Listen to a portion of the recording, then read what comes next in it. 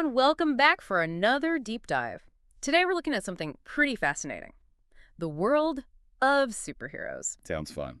But we're not talking about who'd win in a fight or debating the physics of superpowers. Ah, Instead, we're going to explore the idea that these fantastical films, these superhero movies we all love, might actually be tapping into some of our very real anxieties. wow. That's a pretty interesting take. It is, right. And to help us unpack this idea, we're going to be looking at a research paper titled Societal References by Superhero Films in the 21st Century. Okay. And this paper digs into a really intriguing question.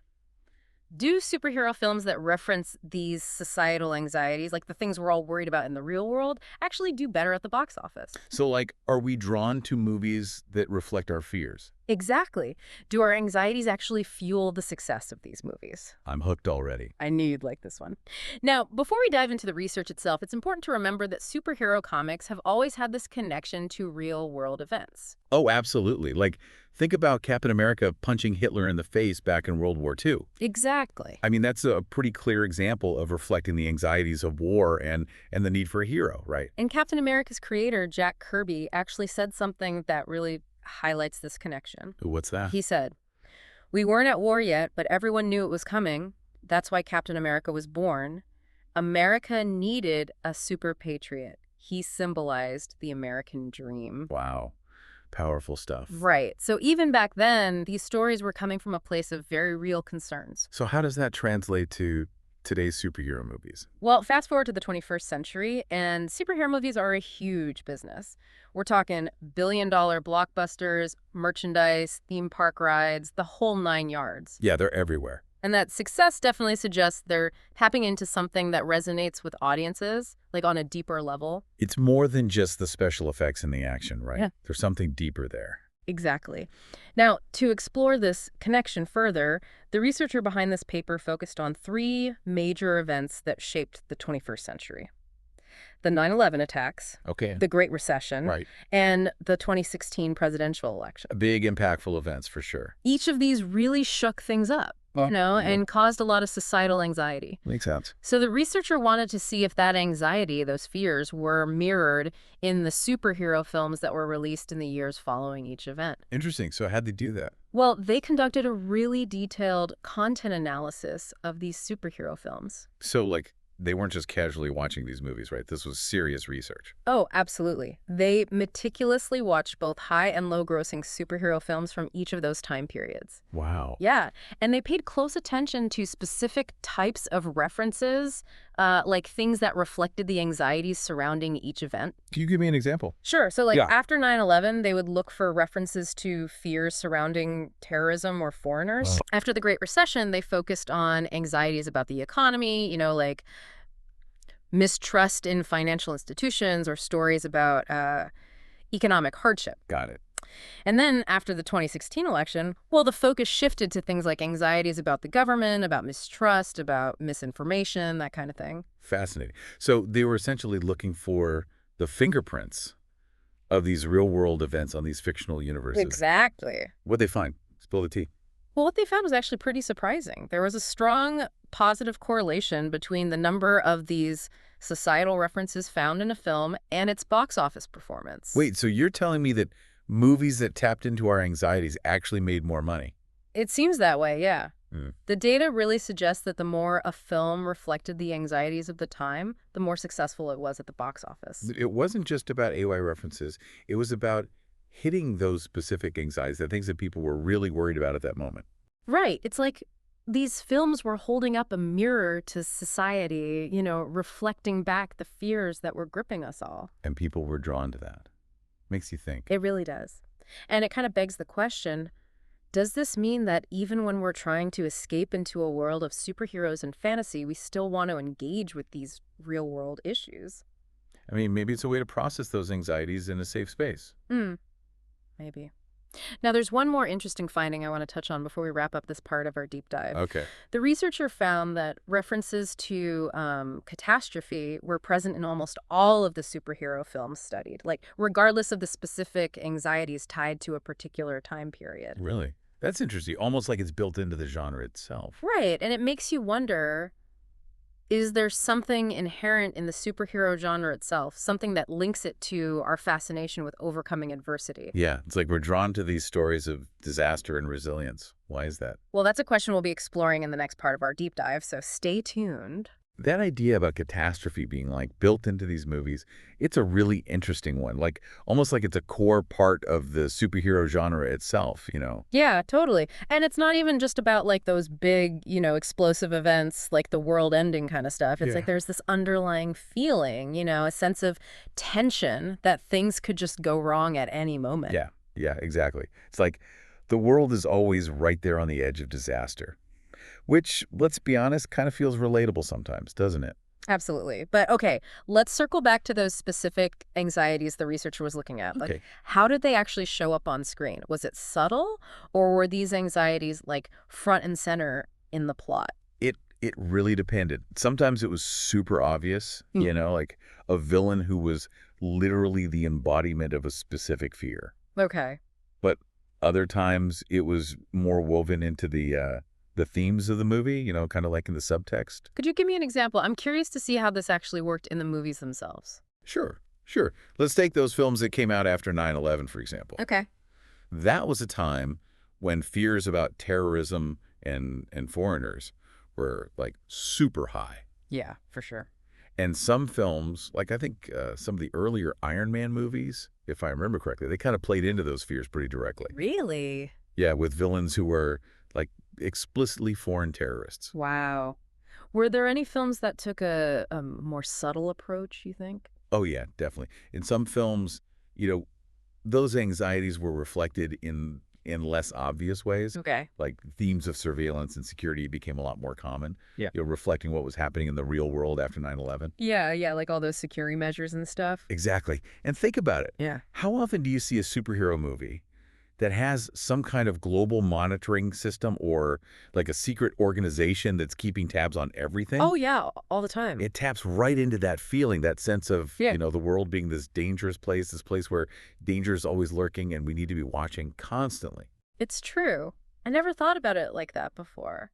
What about after the recession, though? hmm Like, did Wall Street become the enemy? Were there any films that really captured that economic dread that a lot of people were feeling? Oh, absolutely. The films that came out after the Great Recession, they often focused on themes of economic inequality, or corporate greed and the failures of the financial system. Okay, I yeah. mean, you look at The Dark Knight Rises, for example, Hmm. that one has a villain who, like, manipulates the stock market to create chaos to cause a collapse. Oh, yeah. It's tapping directly into those anxieties about the economy, and about the power of those big institutions. It's amazing how these real world fears can be like woven into these fantastical stories. And it's not even just about reflecting those anxieties, right? Right. It's also about like processing them, working through them. Exactly.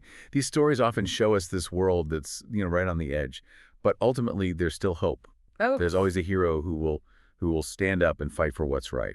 so even when things feel kind of bleak, there's this reassurance that good is going to win out in the end. Exactly. And I think that's a really powerful message, especially, during those times when things feel really uncertain, when anxiety is high. Yeah. These films, they remind us that even if we're facing, these really overwhelming challenges, we can still find a way to overcome them. It's a nice thought for sure. You mentioned earlier that the researcher found these references to catastrophe in pretty much every superhero movie they studied, Yeah. regardless of what was happening in the real world at the time. Uh-huh. Why do you think that is? Like, why is that such a common thread? I think it speaks to something deeper about being human, Oh, okay. Like we're constantly facing challenges, both personal ones and those that affect everyone. Sure, yeah. And the superhero genre, I think it taps into that fear, that primal fear of the unknown, of these forces that could overwhelm us. Right, like those big, scary things that are out of our control. Exactly. These down, we all know that life can, throw us curveballs, and we're kind Mhm. of drawn to these stories that show us how to handle them, even if it's, through the eyes of a fictional hero. Right, yeah. It's almost like experiencing that thrill of danger, but, without any of the real risk. Exactly. Mhm. It suggests that these stories have this universal appeal, something that goes beyond just those specific events that are happening in the world. Right. And that might be a big part of why superhero movies are so popular. It's Oh, like right. this way to confront our fears, but in a safe space, a place where we know that ultimately everything will work out okay. Exactly. Yeah. But it does make you think, does that make it all feel kind of superficial? Hmm. That's a good question. Like, are we just distracting ourselves from the real problems in the world? Or are we actually using these stories to, you know, to process our fears, to find some hope? That is a really good question. And, if these movies are reflecting our anxieties back at us, what does that say about us, Hmm. about society as a whole? Right. Like, Yeah. what anxieties are being reflected in the movies we're watching right now? And what does that tell us about our culture, about our fears, about our hopes for the future? It's something to think about, isn't it? It is, and it leads us perfectly into the final part of our deep dive, so stay tuned. So, we've been talking about how these superhero movies, they often reflect our anxieties, but then they also offer us this sense of hope. Like even when things are really bad, someone's going to step up and make things right. Right. Yeah. Like, no matter how bad things get, there's always that hero who's going to come in and save the day. But, as viewers, what are we supposed to do with all this? Like, are we just sitting back and passively absorbing these messages? I think that just being aware of these connections, Yeah. between the movies and the real world, it can actually be really powerful. Okay. How so? Well, it helps us see these movies as more than just, mindless entertainment. It's like they become a way to understand how we as a society react to challenging events. So you're saying that watching like a big superhero blockbuster can actually be like a window into our collective anxieties. Exactly, yeah. It's kind of mind-blowing when you think about it. And it makes you wonder, do other genres do this too? Like what? Well, think about disaster movies, for example. Oh, right. Those are all about catastrophe, right? Mm. Or war films or post-apocalyptic stories. There's definitely this draw towards those kinds of scenarios across different genres. That's true. So are we just hardwired for these stories? Like no matter what form they take, is it just part of being human? It's a good question, right? Yeah. Like, why are we as humans so drawn to these stories about, disaster, about overcoming adversity? Mm. Is it the thrill of the danger, the hope of resilience, or is it something else entirely? Yeah, what is it about those stories that we find so compelling? And thinking about superhero movies specifically, like what anxieties are being reflected in the films that are coming out today? Right. And what does that say about us, about our culture, about our fears and our hopes for the future? I mean, it's a lot to unpack. It really is. So what's the takeaway here? Like what should we be doing with all these insights? I I think it's a reminder to be more mindful of what we're watching, Yeah. you know, and why we're watching it. And that goes for all films, not just superhero movies. Okay. Because film, I mean, at its best, it's more than just entertainment. It's like this reflection of who we are. Like a mirror to our collective psyche. Exactly. And by paying attention to those reflections, I think we can learn a lot about ourselves and about the world around us. That's a great point. Well, this has been a really fascinating deep dive. We've learned so much about the connection between these seemingly fantastical superhero stories and our real world It's had a anxieties. really interesting conversation. It has, and I think the big takeaway here is that there's so much more to these movies than meets the eye. There's this whole layer of meaning, this connection to our fears, to our hopes, to the things that are shaping our world. And I hope this deep dive encourages you all to keep exploring those connections. Look beyond the surface. Think about the messages in the media you consume and see what you discover. Thanks for joining us for another deep dive, everyone. We'll see you next time.